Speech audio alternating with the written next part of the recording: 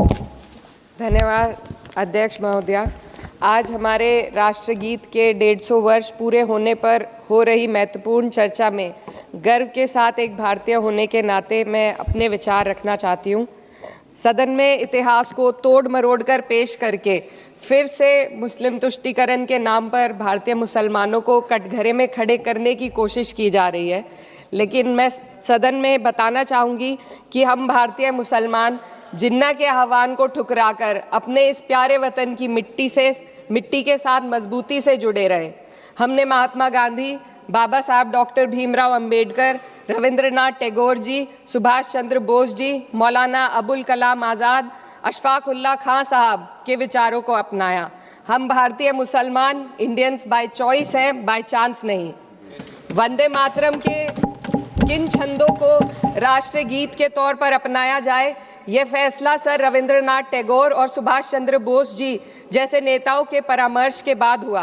क्या अब हम उन महान नायकों की समझ पर प्रश्न चिन्ह उठाएंगे? उन्हें देश को बांटने वाला और तुष्टीकरण करने वाला कहने का पाप करेंगे? उन महान हस्तियों ने वंदे मातरम के उन छंदों को अपनाया जिन्होंने देश के हर वर्ग, हर धर्म के मानने वालों को एक सूत्र में पिरोने का काम किया। और मैं एक घटना आप लोगों के सामने रखना चाहती हूँ। वर्ष 1998 में उत्तर प्रदेश सरकार के मंत्री रविंदर शुक्ला जी ने स्कूलों में राष्ट्रगीत को गाना अनिवार्य कर दिया था। लेकिन तब के तत्कालीन प्रधानमंत्री अटल बिहारी वाजपेयी जी ने, जो उस समय लखनऊ के दौरे पर थे, उत्तर प्रदेश सरकार के इस फैसले पर नाराजगी जताई और यूपी सरकार ने राष्ट्रगीत को अनिवार्य करने वाले मंत्री को बर्खास्त कर दिया था। अब मैं सत्ता पक्ष से सवाल करना चाहूंगी,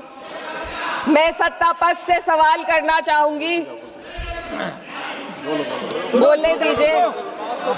मैं सत्ता पक्ष से सवाल करना चाहूंगी कि जो विजन आजादी के समय के लोगों का था राष्ट्रगीत को स्वेच्छा पर छोड़ने का, उसी का अनुसरण माननीय अटल बिहारी वाजपेयी जी ने किया, तो क्या वे भी मुस्लिम तुष्टीकरण कर रहे थे?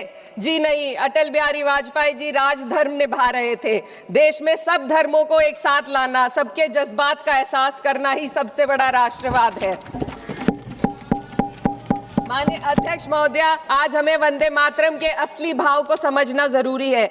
यह गीत तो देश के जल, जंगल, जमीन, हरियाली और निर्मल हवा की वंदना को समर्पित है। यह भारत की जन जन की मंगल कामना करता है कि भारत का हर नागरिक स्वस्थ रहे, सुरक्षित रहे और सम्मान के साथ जी सके। सुजलाम सुफलाम का अर्थ है, सुनिए, ऐसा देश जहाँ स्वच्छ और पर्याप्त जल हो, जहाँ नदियाँ जिंदा हो, बहती हो, जीवन देती हो। अध्यक्ष महोदय, लेकिन अब जरा यमुना का हाल देखिए। दिल्ली प्रदूषण नियंत्रण समिति की 2025 की रिपोर्ट बताती है कि यमुना के कई हिस्सों में बीओडी स्तर 127 mg पर लीटर है तक पहुंच चुका है, जबकि किसी जीवित नदी के लिए ये 3 mg पर लीटर से कम होना चाहिए।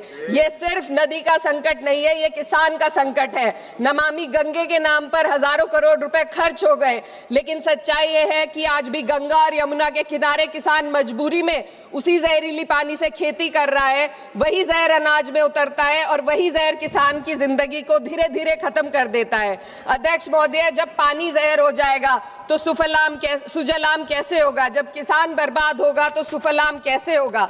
मलयज शीतलम, मलय का अर्थ है मलय पर्वत से बहने वाली ठंडी, सुगंधित, चंदन जैसी हवा जो जीवन देती है, बीमारी नहीं। आज मैं इस सदन से पूछना चाहती हूँ, क्या आज के भारत की हवा मलयज शीतलम है?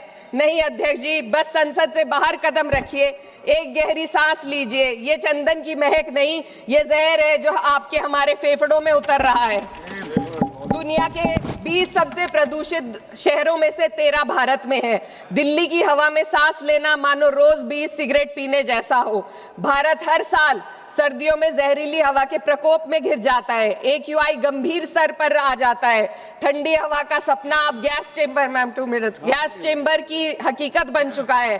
हम वो देश हैं जहां सरकार प्रकृति पर बने गीत का मान मर्दन तो करती है, पर उसी प्रकृति, जंगल, हवा, पेड़ को बचाने वाले कानूनों को धीरे धीरे खुद ही खत्म कर रही है। ये है आज के हमारे मलयज शीतलम की अफसोसजनक सच्चाई। अगर हम हवा को साफ नहीं कर पाए तो न सुजलाम बचेगा, न सुफलाम बचेगा। माननीय अध्यक्ष महोदया, सस्य श्यामलम का अर्थ है ऐसा देश जहां उपजाऊ जमीन हो, जहां खेत फसल से भरे हो और किसान कर्ज और निराशा में न डूबा हो। आज किसान सिर्फ मौसम से नहीं लड़ रहा, वह प्रदूषण, नीतियों की बेरुखी और सिस्टम की नाइंसाफी से लड़ रहा है। एक तरफ कॉरपोरेट के लोन माफ होते हैं, दूसरी तरफ किसान को उसकी वाजिब एमएसपी भी नहीं मिल पाती है। आप ग्लोबल सुपर पावर बनने की बात करते हैं, लेकिन हमारी पर कैपिटा इनकम दुनिया में 136वें नंबर पर है।